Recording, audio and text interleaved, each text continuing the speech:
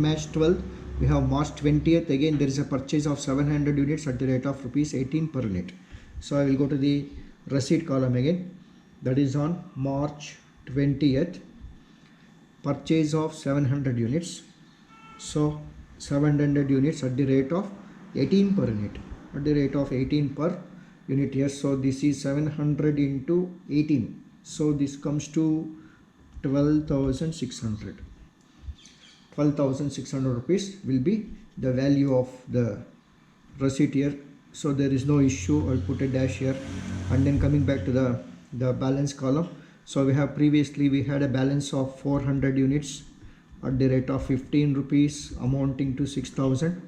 And down the new balance is to be added here. That is 700 units at the rate of 18 rupees per unit amounting to 12,600. So this is the balance as on the date, that is March 20th.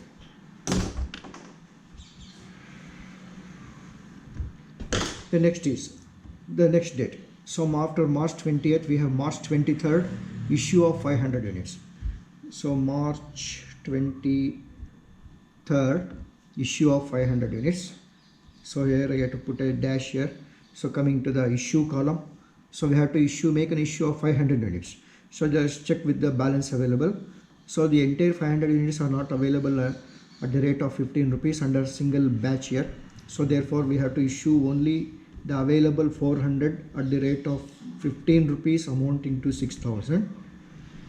And then, so what is to be issued here is 500 units. That is the total to be issued. So 400 is already issued. Now another 100 is to be issued out of this stock. That is 80 at the rate of 18 rupees here. So that comes to 1,800. Right? Now the balance.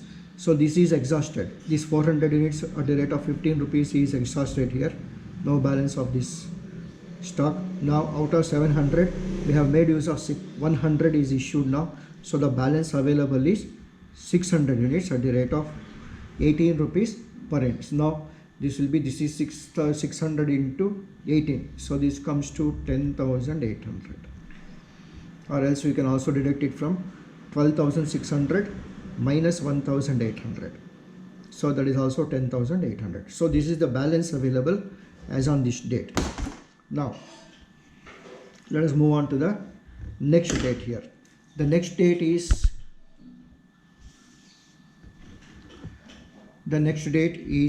after March 23rd, March 25th, purchase of 2,000 units at rupees 20 per unit. So again this is March 25th, purchase of 2,000 units. So I will take it as a receipt under the receipt column, 2,000 units purchased at the rate of 20 rupees per unit. So therefore 2,000 into 20. So this comes to 40,000. Is the value of the receipt to the store department, and nothing is to be shown under the issue column. It is only a purchase on that date. So therefore the balance available is, we have to enter the previous balance first. That is 600 units at the rate of 18 amounting to 10,800. And then the new addition is 2,000 units at the rate of rupees 20 per unit. So amounting to 40,000 rupees. So this is the balance available as on March 25th. Now let us go to the next transaction, March. I'll take a separation here. March 28th. So look at the given data here. So on March 28th, we have a issue of 1,000 units, 1,800 units, and then on March 31st we have again an issue of 300 units. Now both are issues only until the end of the month here. So let us go back to the statement here. Now this is March 28th. So this is an issue. I will come to the issue column of 1,800 units. Now let us check here. So we have two different rates of stock here. 600 units of stock at the rate of 18 rupees and 2,000 units of stock at the rate of 20 rupees per unit. So now we have to issue how much? 1,500 units here, right? 1,800 units are to be issued. So now let us make use of this first stock because it's the first in first out. So this is the first received stock, 600 units. 600 units at the rate of rupees 18 per unit. So this will be 10,800. And then another say 2,008 out of 1,800 we have issued 600. The balance is how much? The balance is that is to be issued. The balance to be issued is 1,200 units.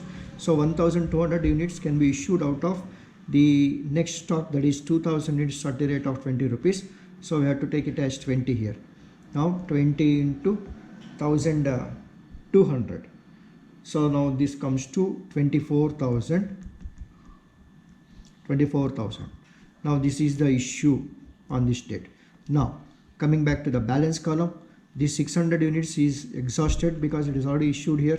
Now let us go to the next one is out of these 2,000 units we have issued 1,200 units. So therefore the balance available is 800 units of this stock. So now I will take it as 800 units at the rate of 20 rupees amounting to 16,000.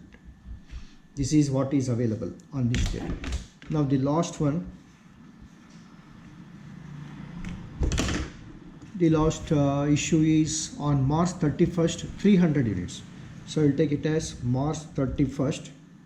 Again it is an issue. Coming back to the issue column here. So we have made an issue of, we have to make an issue of 300 units and the balance available is 800 units. This is the only single material that is at the rate of 20 available. So we have to make the issue out of this only. So 800 at the rate of 300 at the rate of 20 rupees out of this stock.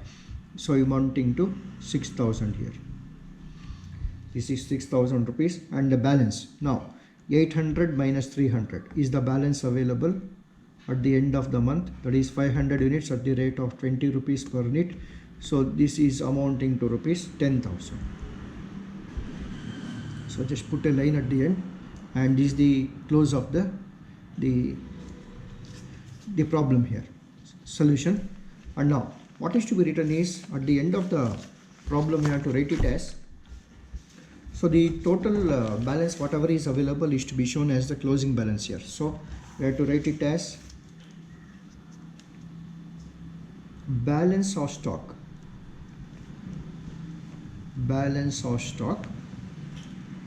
as on, as per the date given here. The date is, no, this is for the month of March, so therefore take it as balance of as on 31st March 2020.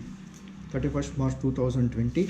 So I have to take the stock here, that is we have the at the end of the month we have the stock of 500 units at the rate of 20 rupees amounting to 10,000. So that will be written like this. So this will be on 31st March 2020